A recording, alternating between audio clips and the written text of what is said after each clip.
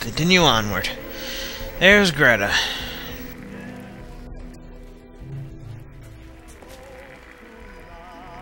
Now, even though it's going to eat up a lot of video, Greta's got...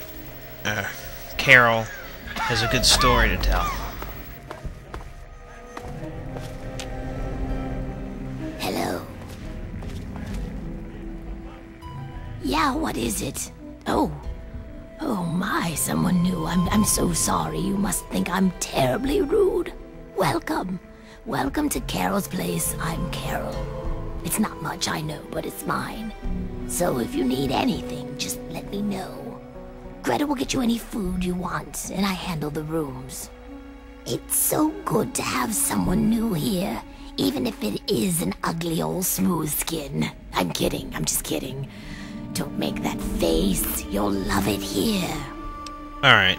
Her story's gonna take up a lot of the video. If you don't care, just skip this video. Have you ever heard of a guy named Gob? Gob? Yes, of course. He's my son. Well, not really. Not like you would think of a son. We ghouls don't really work like that. But I love him like he's my own. Do you know him? Have you seen him? Is he alright? I would do this. At least he was until I killed him, but you know what? He was up in Megaton. I'm afraid that he's dead. No. Not Gob. I'm sorry. I need some time alone. What? Oh, I'm sorry. I was just thinking about my poor Gob. Did you need something? You know Mr. Crowley? The back room renter? Oh, he's a swell guest. So polite, too. Never gets mad at anyone. I've been letting that room to him for about a year now. So he doesn't do anything strange? Well, he does keep talking about how he's going to make his fortune soon. He says as soon as he finds some wastelander to do his dirty work, he'll be set for life. I think it's just the whiskey talking vile stuff. Alright. How'd you end up here? Oh, that's such a long story. You couldn't possibly want to hear about that. If you don't want to, skip this now, but if you do, go ahead. It's interesting. Well, okay. But it's nothing special.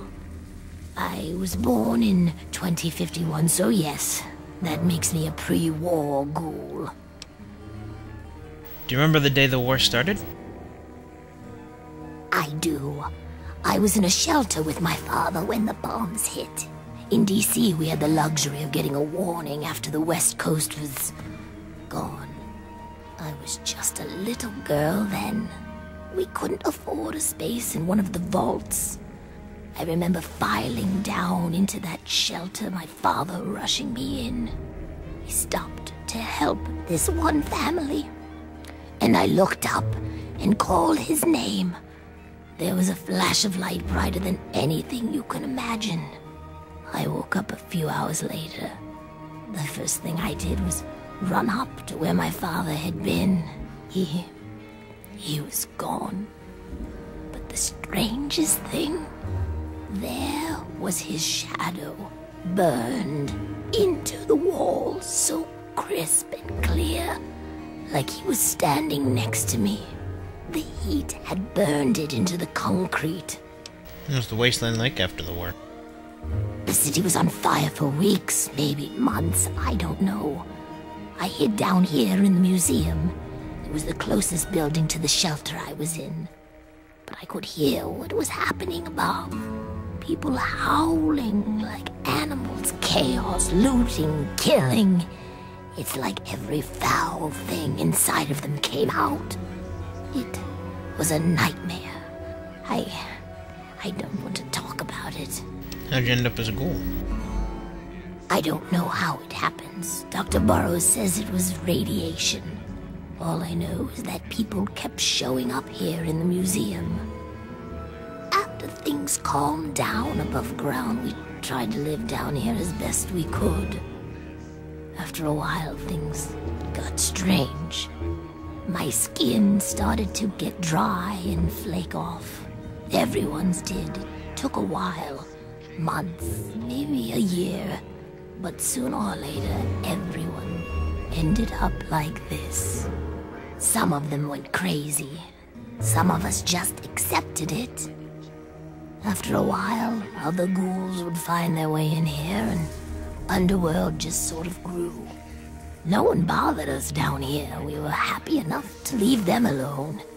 And once my Greta showed up, it was a good enough life for me. See, you said you weren't interesting. You tell the same story for 200 years, you'll feel pretty uninteresting too. That's right, her and I have been together for, about 60 years now. But things haven't really been the same since Gob left. He was like a son to me. I think Greta was always a little jealous of him. And here we are, going to kill Greta. Joy, we're gonna take two of the most important people in her life away. Alright, I put a disclaimer at the beginning saying that it isn't all her story. So you guys, at least until 6 minutes in, will have to listen to this. Alright, let's head outside. I'm gonna skip time ahead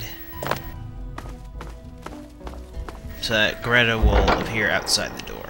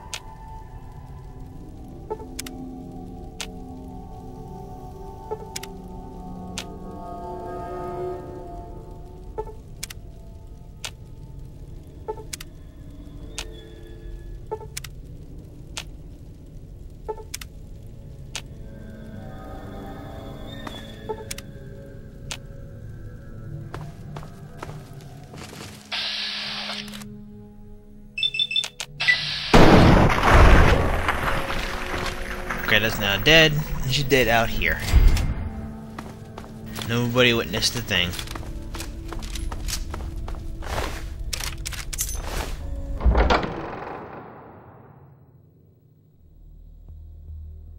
If this worked right, they shouldn't shoot me, but if it doesn't... Oh, Quinn's not shooting at me, so they don't care.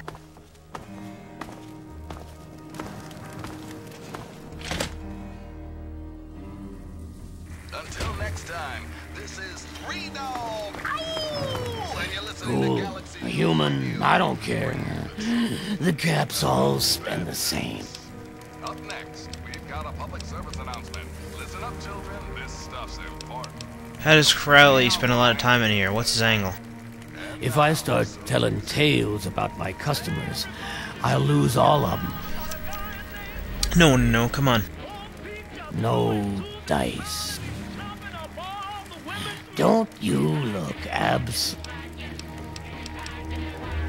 About the deal we had, Greta's dead. Is she now?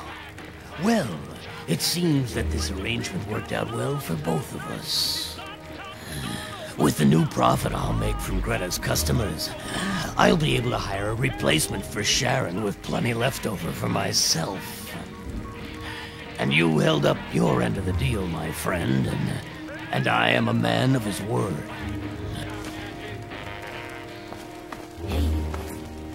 Talk to. None of that. You belong to me now. I belong to no one. If you are my new employer, then I will serve you. But first, I must take care of something. Wait here.